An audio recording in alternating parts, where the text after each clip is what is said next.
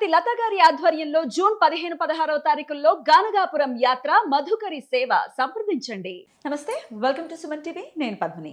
ప్రస్తుతంతో పాటు ప్రముఖ ఆధ్యాత్మికవేత్త, దత్త ఉపాసకురాలు, శ్రీపాద శ్రీవల్లభ దత్తపీఠం వ్యవస్థాపకురాలు శ్రీమతి లతా దత్త గారు మనతో పాటు ఉన్నారు. మాట్లాడదాం. నమస్తే అక్క. నమస్తేరా. అధిక మాసం చివరాంకంలో ఉన్న వెళ్ళిపోతుంది అధిక మాసము. మళ్ళీ ఈ అధిక జ్యేష్ఠ మాసం రావడానికి 19 సంవత్సరాలు పడుతుంది. అయితే వెళ్తూ వెళ్తూ ఇంకాస్త యోగవంతమైనటువంటి రోజును కూడా ఇచ్చేసి వెళ్ళిపోతుంది. ఆదివారం అమావాస్య. రేపు 14వ తారీఖు ఆదివారం అమావాస్య వస్తోంది. మరి ఈ రోజుకున్నటువంటి విశేషం ఏమిటి, ఎట్లా యూటిలైజ్ చేసుకోవాలి? ఆదివారం అమావాస్య అంటే భయపడతారు, ఆనందంగా ఫీల్ అవుతారు. మంచి పవర్ఫుల్ డే కాబట్టి మంచి ఆరాధనలు చేసుకుందాం. సో టోటల్గా చెప్పండి అక్క. ఆదివారం అమావాస్య కోసం చాలామంది ఎవరైతే దైవారాధన చేస్తారో వాళ్ళు ఎదురు చూస్తూ ఉంటారు. అలాగే తంత్రోపాసన చేసే వాళ్ళు కూడా ఎదురు చూస్తూ ఉంటారు. తంత్రం అంటే వేరే తంత్రం కాదు, తాంత్రికం వేరు, తంత్రం వేరు, తాంత్రికం వేరు. ఆచారం, కౌలాచారం. ఇంకా అయితే ఆదివారం అమావాస్య రావటము, అధిక మాసంలో రావటము అధిక ఫలితాలని తీసుకొస్తుంది. అమావాస్య అనగానే ముందు మనకు గుర్తొచ్చేది పితృదేవతల ఆరాధన చేయాలి, వాళ్ళని స్మరించుకోవాలి, వాళ్ళ పేరిట దాన ధర్మాలు చేయాలి. అలాగే అమావాస్య అంటే గుర్తొచ్చేది లక్ష్మీదేవి ఆరాధన, అలాగే దత్తాత్రేయ స్వామి ఆరాధన, విష్ణుమూర్తి ఆరాధన.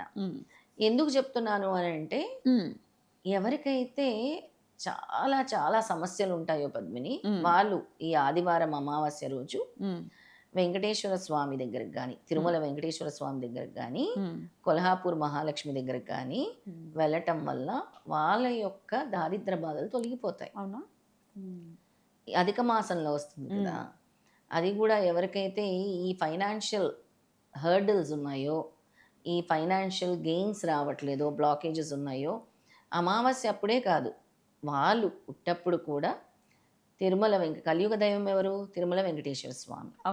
ఆయన దగ్గరికి కానీ, కొల్హాపూర్ మహాలక్ష్మి దగ్గరికి కానీ, గురు దత్తాత్రేయ స్వామి ఆలయాలకు కానీ వెళ్ళి అక్కడ నిద్ర చేసి, అక్కడ దానం ధర్మం చేసి, మన యొక్క కర్మలు తొలగించుకొని, అక్కడ పారాయణము, స్తోత్రపఠనము, నామజపము చేసుకోవటం వల్ల మన యొక్క కర్మ అనేది తొలుగుతుంది, బ్లాకేజ్ అనేది తొలుగుతుంది. గాణగాపురంలో ఉండబోతున్నారు ఆ రోజు. నీకేంటి టుట్టునే పిలిచేస్తాడు ఆయన. అంతే, చాలా ఏదో జన్మ సంబంధం. ఆయన ఊరికూరిక పిలుస్తారు, ఏదో పక్క వీధిలోకి వెళ్ళినట్టు వెళ్ళిపోతుంటారు గాణగాపురం. అదృష్టం. అంతే, దత్తస్వామి పిలుస్తుంటారు. ఎప్పటికీ అలాగే పిలవాలి మిమ్మల్ని, ఎప్పటికీ ఆయన చింతనలోనే ఉండాలి. బ్లెస్డ్ 100%. అలా నిద్ర చేయటం వల్ల స్వామి మన యొక్క కర్మల్ని ఆపాదించుతారు. అంటే ఆయన వాటిని రిమూవ్ చేస్తారు, ఆయన వాటిని స్వీకరిస్తారు. ఆయనకు తట్టుకునే శక్తి ఉంది, మనకి లేదు. వాటిని తొలగిస్తారు, మళ్ళీ రెసిప్రొకేట్ చేస్తారు, మనకి మంచి కర్మల్ని ఆపాదిస్తూ ఉంటారు అనమాట. దీంతో పాటు మరి మేము క్షేత్రాలకు వెళ్ళలేని వాళ్ళు ఏం చేసుకోవాలి అని అంటే, అమావాస్య రోజు మీ ఇంట్లో నెగిటివ్ ఎనర్జీస్ ఉన్నా, నరదృష్టి ఉన్నా, ఏడుపులున్నా, గోలలున్నా, బ్లాకేజెస్ ఉన్నా, ఒక నల్ల బట్ట తీసుకోండి, బ్లాక్ క్లాత్, అందులో కొన్ని నల్ల నువ్వులు వేసుకోండి, ఒక నిమ్మకాయ తీసుకోండి, 7 లవంగాలు తీసుకోండి, దాన్ని మూట కట్టండి, దాన్ని మీ తల చుట్టూ తిప్పేసుకోండి. ఆ రోజు అమావాస్య రోజు రాత్రి వేళలో చేయాల్సింది. తల చుట్టూ తిప్పేసుకోండి, ఎవ్వరు తొక్కని ప్రదేశంలో దాన్ని పడేయాలి. లేదా మీకు ఇది అవ్వట్లేదు, మేము ఎవరు తొక్కని ప్రదేశంలో మేము చేయలేకపోతున్నాము అని అంటే, ఏదైనా ఒక కొబ్బరి చిప్ప లాంటిది తీసుకొని అందులో ఈ కొబ్బరి పీచు వెలిగించి ఇది వేసి కాల్చేసేయండి. ఇంక ఇదైతేనే బెటర్ కదా. ఇది బెటర్. బయట ఎక్కడ పాడేసాం, మమ్మల్ని చూస్తారు, లేకపోతే మమ్మల్ని తిడతారని ఆబ్వియస్ గా భయాలు అయితే ఉంటాయి కదా. దానికంటే ఇది బెటర్. కాల్చేయటం కూడా తత్ఫలితమే. వెంటనే కాల్చేయటం కూడా తత్ఫలితం. మీ తల చుట్టూ ఇలా తిప్పేసి, తర్వాత ఒక నిమ్మకాయని తీసుకోండి, స్ట్రైట్ గా కట్ చేయండి. నిమ్మకాయ కట్ చేసి ఒకటి పసుపులో ఒకటి కుంకుమలో పెట్టి, గుమ్మం దగ్గర బయట క్రిస్టల్ సాల్ట్ పెట్టండి. క్రిస్టల్ సాల్ట్ ఒక దాంట్లో పెట్టి, దాని మీద నిమ్మకాయని పెట్టి, దాని మీద కర్పూరం పెట్టి వెలిగించండి.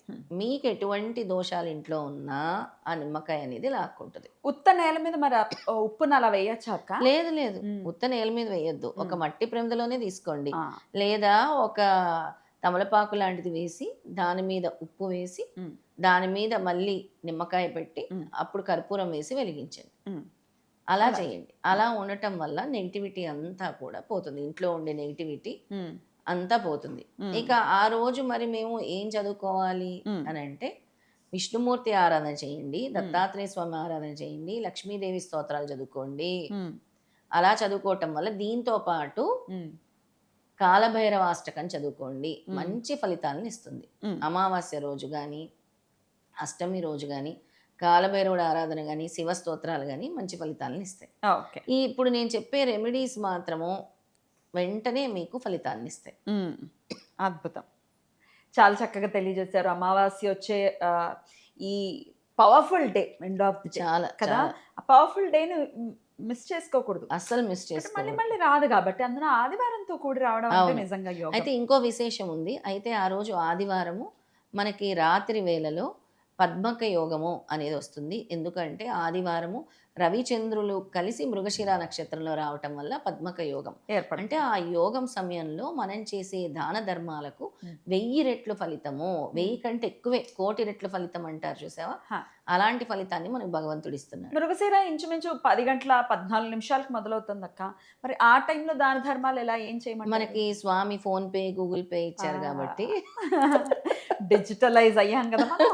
ఆ ఫోన్ పే, గూగుల్ పేలతో లేని అనాథులకి ఏదైనా మీరు గ్రాసరీస్ కొనుక్కోండి అని, లేదా దేవాలయాలకి, లేదా పీఠాలకి, లేదా ఎవరికైనా చదువుకి ఎంతో కొంత మనకి తోచినంత, లేదా వస్త్రం కొనుక్కోండి, లేదా చెప్పులు కొనుక్కోండి, లేదా తినటానికి లేకపోతే తినటానికి కొనుక్కోండి అని పంపించాలి. ఏదో ఒక దాన ధర్మం ఆ సమయంలో 10 గంటల తర్వాత నుంచి 12 లోపల, 10 అలా స్టార్ట్ అవుతున్నట్టుంది మనకి. ఆ రోజు సర్వార్థ సిద్ధి యోగం కూడా ఉంది, విశేషమైన ఫలితాలను ఇస్తుంది. ఆ రోజు మీరు చేసే చిన్న దానమైన ఈ 14వ తారీఖు వచ్చే అమావాస్య అధిక ఫలితాలను ఇస్తుంది, 1,000,000 రెట్ల ఫలితాలను ఇస్తుంది.